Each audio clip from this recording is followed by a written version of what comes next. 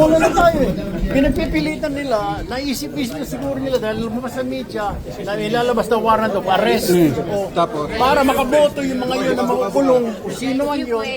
Nag-walk out sa kalagitnaan ng sesyon ang mga miyembro ng minorya sa Senado kagabi, May 26. Ito'y dahil sa mosyon ni Senador Rodante Marcoleta na amyendahan ang Section 41 ng Section 14 ng Senate Rules na nagtatakda sa pagsasagawa ng sesyon. Dito, nais idagdag ni Marcoleta na payagan ang mga senador na remote o virtual na makadalo sa sesyon ng Senado. Bagamat pinapayagan ito, isinasagawa lamang ito tuwing mayroong national emergency gaya ng pandemya o mga hindi inaasahang pangyayari gaya ng sakuna. The proposal, Madam President, is by way of an additional paragraph, Section 41C.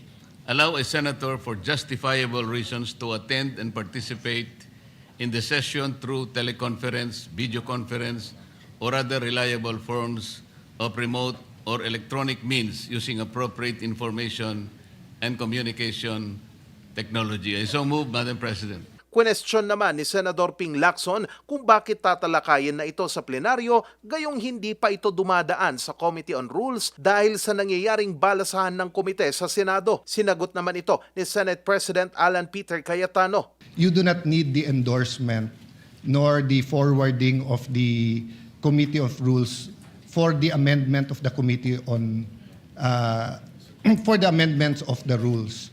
So the only requirement is that it is put on the floor at least one day before or the proposal is made and that a majority of the senators present will vote for its approval. Iginiit naman ni Lacson na hintayin munang pag-usapan ito ng mga itatalagang miyembro ng Committee on Rules. Walang members ang Committee on Rules. So we cannot invoke continuity because we vacated all committees, all positions, including the members. Nanindigan naman ang mayorya na wala silang nilalabag na batas. Sinuportahan naman ni Senate Minority Floor Leader Vicente Soto III ang naging pahayag ni Senador Lacson at inirekomenda nito na buuin na ang Committee on Rules para reviewin na ang mosyon ni Senador Rodante Marcoleta. Dito na nagsimulang magbangayan ang minorya at mayorya. This is a new motion, Mr. President. Correct. And therefore, we have to take consideration of the one-day requirement before we can act on it, Mr. President. And that should be, if not tomorrow, because we don't have any session tomorrow, that should be on Monday, Mr. President. Hindi nga po, it will not even take one day because this is not a new motion. Kung mapapansin nyo, ni-reiterate ko lang po ito eh. It was already moved last May 11 pa po. So that is even more than one day. So who is talking about one day here? Ang pinag-uusapan po natin, unless we respect Section 136, ang linaw-linaw po. Ni-refer yung unang mosyong binanggit ni Senator Marcoleta noon sa Committee on Rules.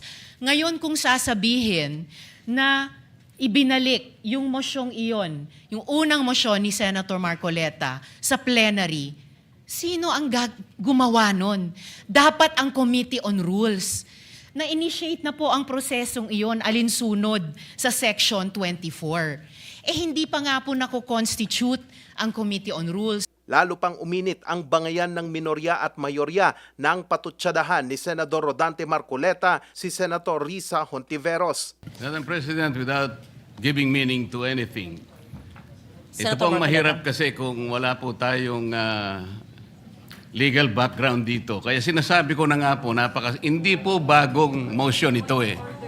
Hindi siya bagong motion. Kasasabi ko lang po, May 11, minub ko na po ito eh. Sino po magsasabi na bagong motion? Point of order. Ad hominem. Sinasabi ko lamang po, ang Hindi, sinasabi Madam ko lang, President, kanina ko po sinasabi. Hindi po tama yun. Section Nasasabihin yung kasama 136. niya Pwede po ay ba? walang Session is kinalaman, suspended. Pwede po walang bang alam sa pagbigyan batas.